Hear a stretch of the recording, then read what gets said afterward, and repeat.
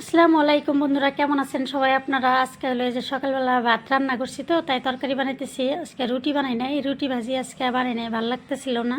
আর প্রত্যেক দিন রুটি বানাই আমার আর ভালো লাগে না। তার মানে আজকে হলো সকালবেলা আমি ভাত বানাইতেছি। তো যেখানে তেলাপিয়া মাছ দিয়া, এই ঢেঁড়স দিয়া, আলু দিয়া তরকারি বানাবো আর কি। তেলাপিয়া মাছের লেজ দিয়া, মাথা দিয়া আমি এলো কী কয় ঢেঁড়সের তরকারি বানাবো।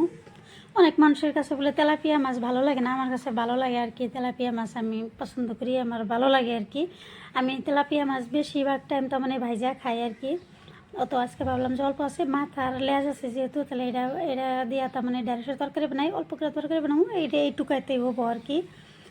তো অনেকে ঢেঁড়সের তরকারি তার মানে রান্না করা বুঝে না আর কি, ভাবে যে কি ঢেঁড়স যেহেতু একটা আঠা জাতীয় খাবার আর কি, ওটা বেশি লাড়াচাড়া করলে আঠা হয়ে যায়।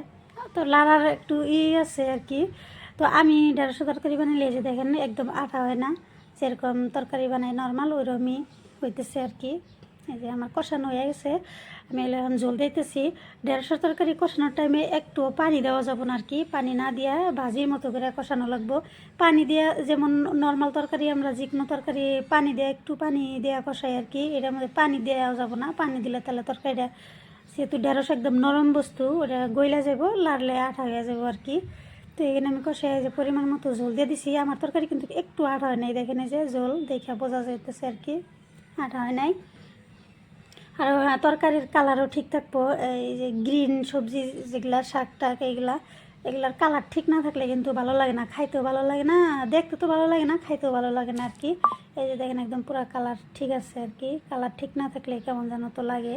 আমি ঢেঁড়সের তরকারি বানাইলাম আর এখানে বেগুন ভাজি করে নিতেছি।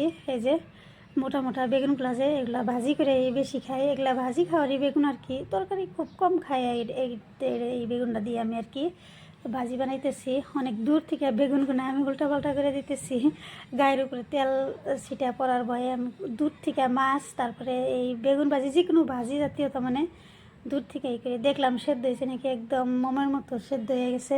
তো বন্ধুরা, কে কোন জায়গার থেকে দেখতেছেন আমার ভিডিওটা, যদি ভালো লাগে please like comment share follow করবেন। আর যারা ইউটিউব থেকে দেখতেছেন তারা লাইক কমেন্ট শেয়ার সাবস্ক্রাইব করবেন। আমার বেগুন ভাজি হয়ে গেছে। তো সকালবেলা গরম গরম ভাত বেগুন ভাজি দিয়া আর ঢেঁড়সের তরকারি দিয়া, এই যে আজকে রুটি বানাই নাই, একদম ভালো লাগে না রুটি বানাইতে, রুটি ভাজি কিছুই করি নাই। আর এই যে এখানে আমার তরকারি হয়ে গেছে, চচ্চড়িও না আবার ইও না, একটু একটু ঝোল আছে আর কি, একটু মাখা মাখা তরকারি হয়েছে আর কি। তো আমার কাছে তো ভালোই লাগছে।